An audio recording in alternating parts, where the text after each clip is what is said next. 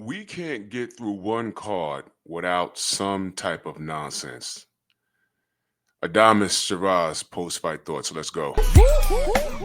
Push the weight and now flex. Flex alive is one in the six. Fit the runner, boy, you nigga, no question.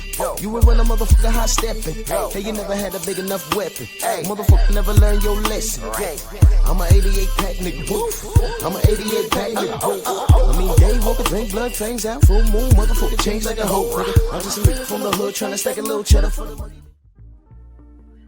Drew Titan, Bronx on deck. Shout out to the mighty LDBC. I'm gonna make this as simple as possible, man. I like to keep it simple on this channel. This was some bull-ish. All right. This is some bull-ish. Shout out to Carlos Damas. Shout out to the Dominican Republic, man. He represented well. What I will say is Sheeraz. I was gonna say he's not as advertised, but what were they advertising with him? He's tall for that division. Normally tall, lanky athletes in a lighter division, they need to be sticking that jab in the top of their opponent's foreheads. But here's the thing, Adamas, he showed me that he was not what I thought. He was prepared, man. He showed excellent ring generalship and excellent and high ring IQ. His defense was on par. And outside of a high guard and a jab, Sheeraz had minimum offense. He lost his fight, in my opinion. I'm gonna end up, excuse me, I'm gonna end up watching it again. But I'm sure I'm gonna see more of the same. I don't know where they saw I don't know what judge that was who picked the fight for Sheeraz, but what were you looking at, dude? Oh, I'm sorry. Was you looking at a bank account? Was you looking at home cooking? And this is the problem in boxing. When someone is from the same town as you, or the judge is on a take, or they pray to the same God, whatever it is, I don't know what fight that some of these judges are watching. And this is disgusting. They couldn't rule it for Sheeraz because that would be an out-and-out robbery, but still, a split draw is what they called it. That's a robbery in itself. Adamas won this fight. I really wish they wouldn't do this to the fighters, man. Sheeraz had no second gear. And the thing is, after 4 or 5 rounds, he was confused.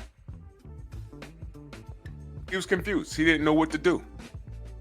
Because by then, he's normally knocking out his opponents. What they say, he knocked out his last 15 opponents. But who are those opponents? Go look at their style of fight. Go look and see who they were. You might recognize some people, you might not. But this was disgusting. Here we go again. No matter where you are in this world, one thing I will say is consistent. Bad judging is everywhere, even in Saudi. Because this was bad. This was bad.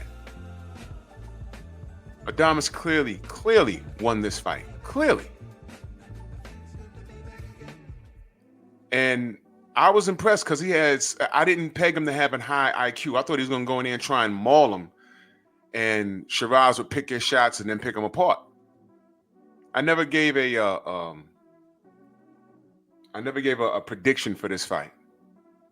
But hey, man. Things, man, and these are the things that deflate me. And here's the deal with this. The obvious thing is to run it back and rematch.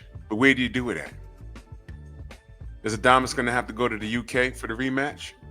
Because Sheeraz ain't coming to America. And what's he going to do on a Riyadh season card in America? You might get the same outcome. If it's home cooking like that. I mean, what are we doing here? Oh, man. I feel bad for Carlos because he fought a damn good fight. I didn't think that he would fight like that.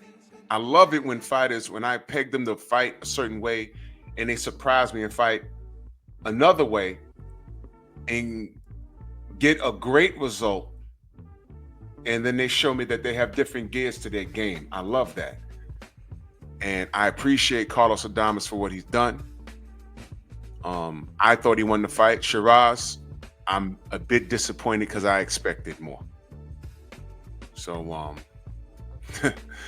this is the part of boxing we don't like, man. Y'all let me know what y'all think. Bronx on deck. Move!